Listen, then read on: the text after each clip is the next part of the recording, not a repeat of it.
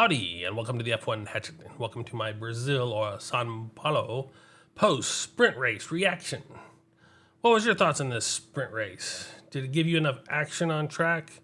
Did the weird conditions of the slick track give you enough, interest in this?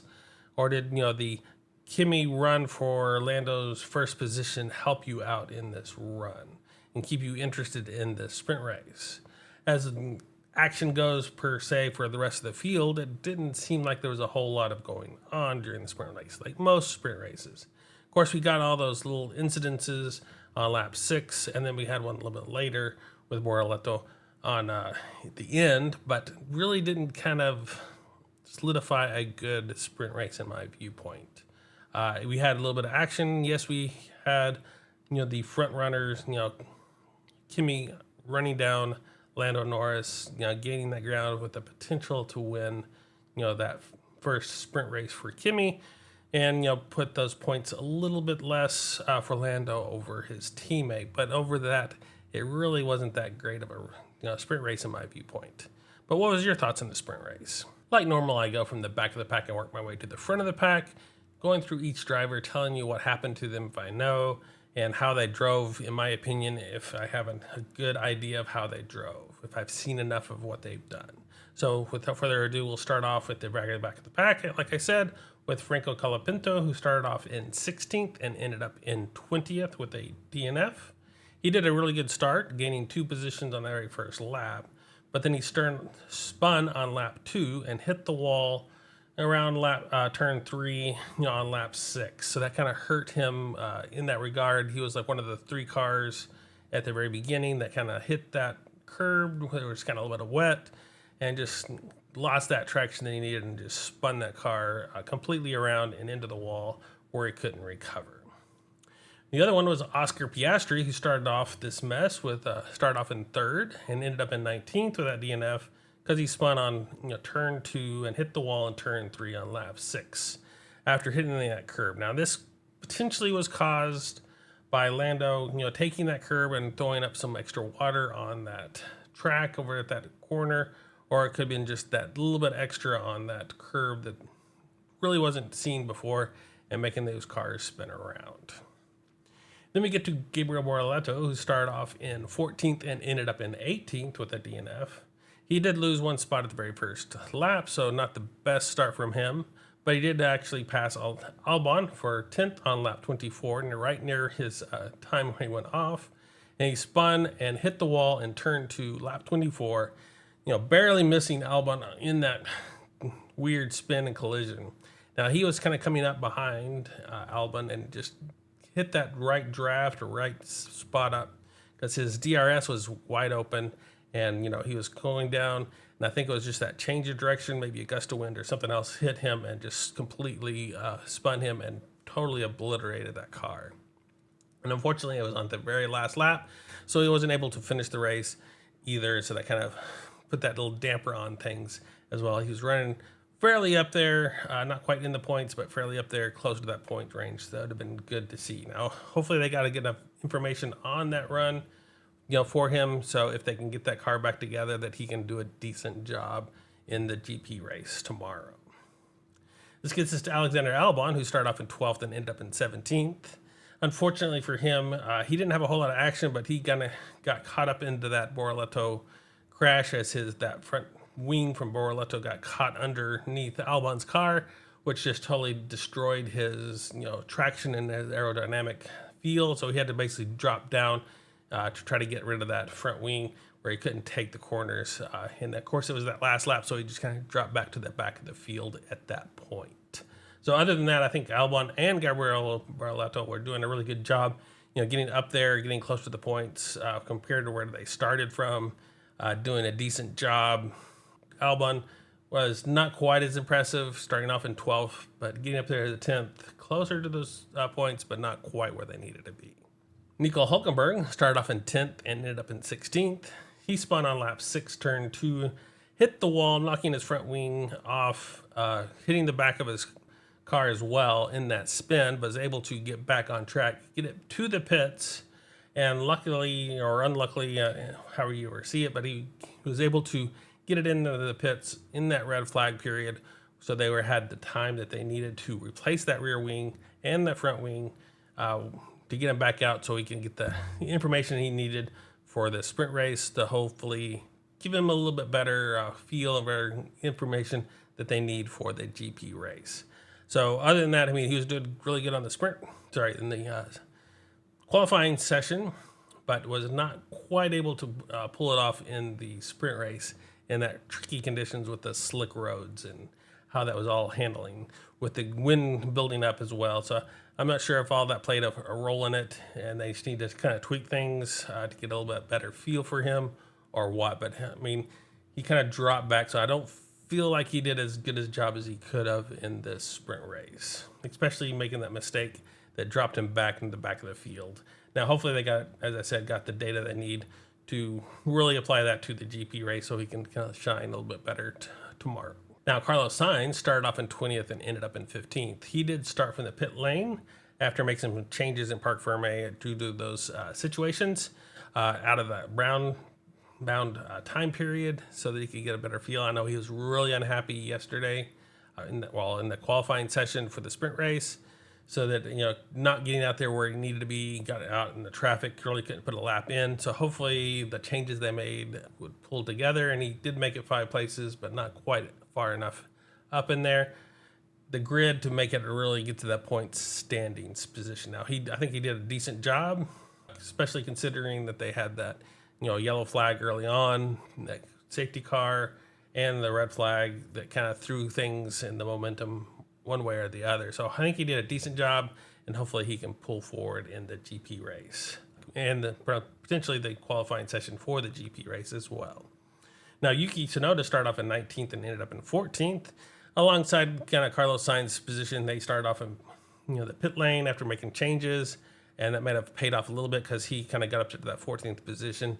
I know he's not where that Red Bull needs to be alongside his teammate, but he did make some progress, so hopefully that can learn from that again in the GP race tomorrow.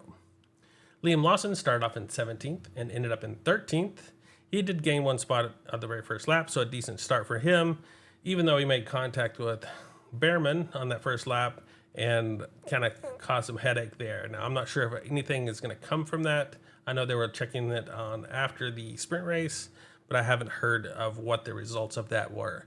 Now, I think a lot of the commentators were thinking that it was just a, racing incident, but it could potentially go one way or the other. So we'll have to wait and see if one of them gets penalized for that contact.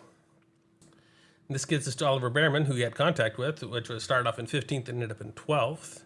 He did lose 3 spots at the very first lap, partly because of that contact with Lawson that spun him around on that lap 1 incident. Now we're pushing Lawson off to the side, then kind of gave him some room, and then kind of cut back in on the corner, and I think that's where he ended up spinning. So I think it's kind of a mixed bag of how that was going to play out in these conditions. So we'll have to see how the stewards again play that out. He was also able to pass Lawson later for 14th on lap 8 to get up into that 14th position. His teammate Esteban Ocon started off in 18th and ended up in 11th, so pretty good job from him, gaining 1 spot at the very first lap. And then he passed Lawson for 13th on lap 17, so right before his teammate bad. So a decent run for Esteban Ocon in all of this running. This gets us to our top 10, where we find Isaac Haijar, who started off in 9th and dropped the position to that 10th marker. He did lose 4 spots at the very beginning on that very first lap, so pretty poor start from him, so he needs to get his starts back together. I know these were kind of weird, tricky conditions, where the one side of the track being really slick and wet, where the other side was more the dry line, where everybody was wanting. So that could be part of it. I didn't really get to see exactly how he started off this race and what side he was on to start off with.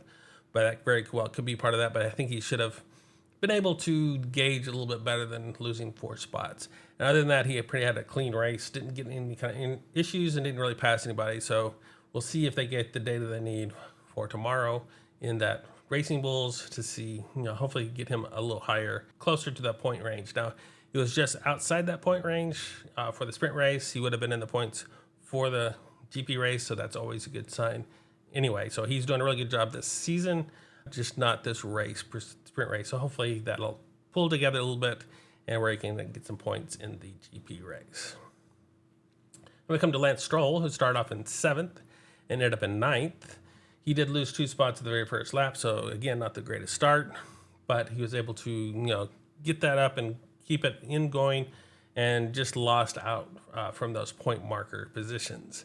Now, he was doing a decent job, and he did switch from a set of mediums to a set of softs when that red flag came out to try to do that. And now that sounded from Alonso, that wasn't the best tire for those Aston Martin, so we'll have to see how that plays out. The GP race, if they were going to do the hards and the mediums, or how that plays out. So we'll have to keep that in mind in the GP race if they try to do a soft tire, because that didn't seem like to be the tire that the Aston Martins or a couple of other teams liked very much on this track.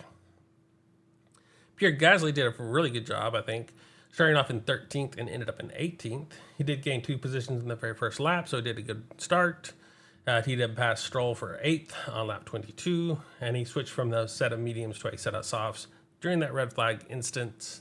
So he was able to get on those soft tires and still make use of those soft tires as well. So it's kind of good to see that those Alpine coming back and actually get that point, even though it really doesn't matter terribly in the scheme of things for the driver's standings for him, or potentially the constructor standings either, on how that plays out.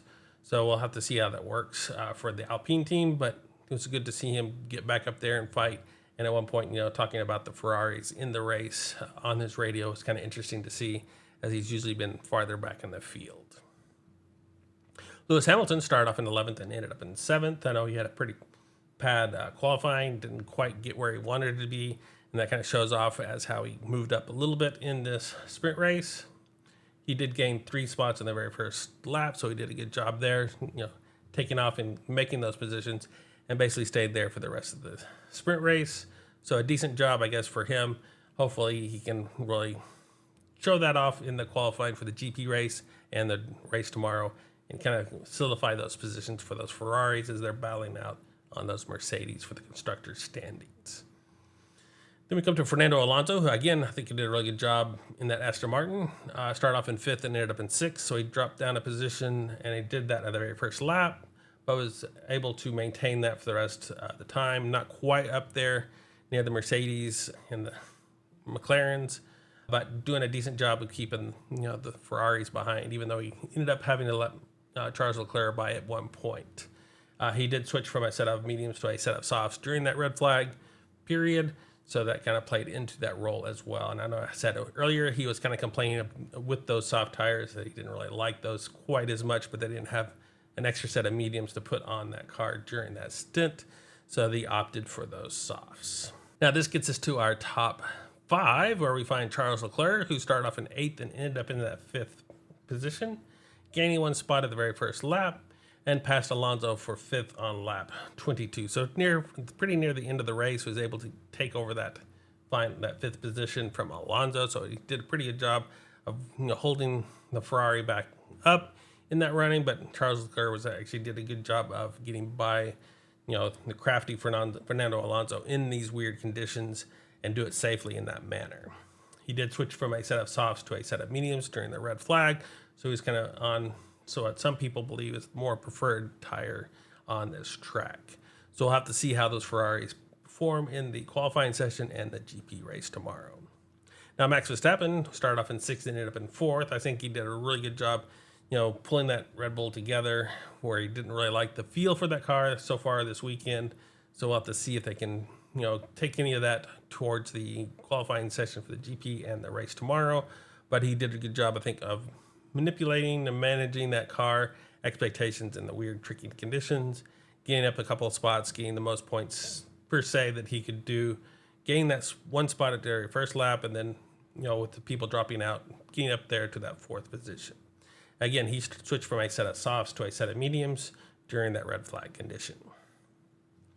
George Russell started off in 4th and ended up in 3rd, and he did switch from a set of softs to a set of mediums during that red flag condition, and kind of was stuck behind his teammate, pushing his teammate a little bit around that track, and then of course having Max coming up behind them, trying to fend off that position as well from Max. So he did a good job in that regard, but wasn't able to take full advantage, I think, of the situation.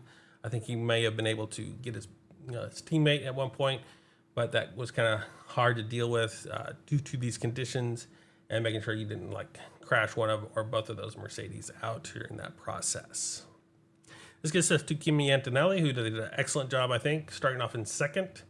So a great qualifying session for him and kept that second position throughout the sprint race, even with a couple of different starts that were in that mix, putting pressure on Lando, for a good portion of this race, maybe not at the very beginning, but after that restart and near the end, did a really good job of potentially, having that position taken away from Lando. So a really good job, I think, from Kimi, even though it doesn't really show it since he started off in second and ended up in second, but a decent job from him in that regard. And again, he switched from a set of softs to a set of mediums during that red flag condition. This gets us to our sprint race winner, Lando Norris, who started off in first and ended up in first. He had a really good start at the very beginning, was taken off with it, had a good, decent gap by that point. And then, of course, that safety car came out, and then the red flag, which kind of eliminated some of that. And he had to switch from a set of mediums to a set of softs, which he kind of complained with his rear tires going off on that soft set of tires. So he had a good enough start on that restart. He kind of waited kind of late on that restart, but was still able to maintain that lead.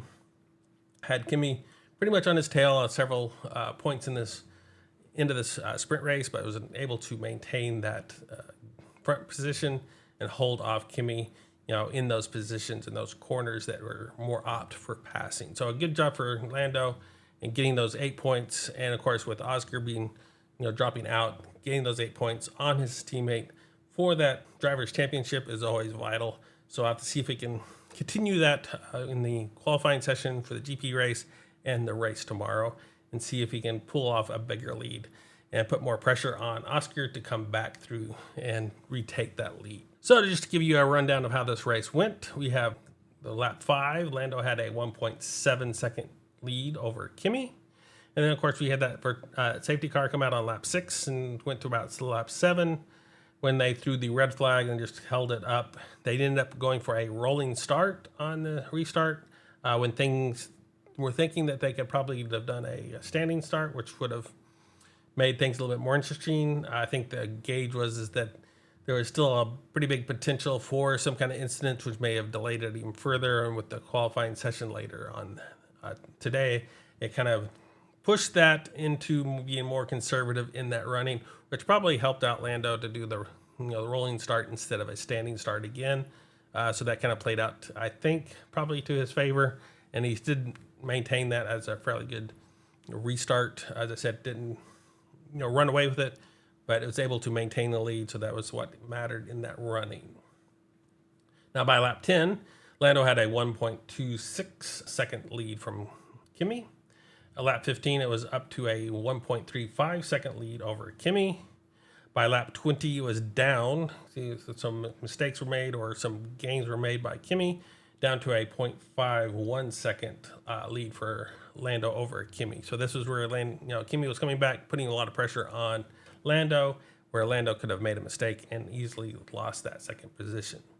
But by the end, it was closer to a 1 second, so it was up to a 0.84 second lead for Lando over Kimi. So he did a couple of runs and then wasn't able to maintain that at the very end, and just kind of gave that basically back to Lando. So what did this do to our driver standings? Of course, we still have Lando in the lead with 365 points over his teammate 356. So that opened it up to like a 9-point lead. Max gaining ground on Oscar with 326 points. George a little bit farther behind with 264, and Charles at 214. Now the changes we see here are Fernando Alonso jumping up to that 14th marker, now with 40 points, hopping over Carlos Sainz and Isaac Hajjar. And then we saw, Pierre Gasly gaining that 1 point, so he now has 21 points, but still has a pretty good gap before he can really put pressure on Yuki for that 17th marker. And for the Drivers' Championship, of course, we still see McLaren that won it all in Singapore, but now have 721 points. But we see Mercedes here jumping over Ferrari back to that second position, now with 368 points, where Ferrari has 362 points. And we see a little bit of gap here between a couple of drivers, but teams, and we see the Aston Martin team gaining ground on their Red Racing Bulls, both tied with 72 points. So we'll have to see if the GP race or the next couple of races will make that swap, or if one of Racing Bulls will start gaining some ground again on Aston Martin. And of course, what do we have coming up? We have the GP race for Brazil, or the Sao Paulo or Jose Carlos Place circuit. And it has a length of 4.309 miles with 71 laps being run for the GP race for a total race distance of 190.064 miles. It was first introduced in 1973, and Valtteri Bottas in 2018 had the lap record with 1 minute 10.54 seconds. So until then, I will see you on the grid, and farewell.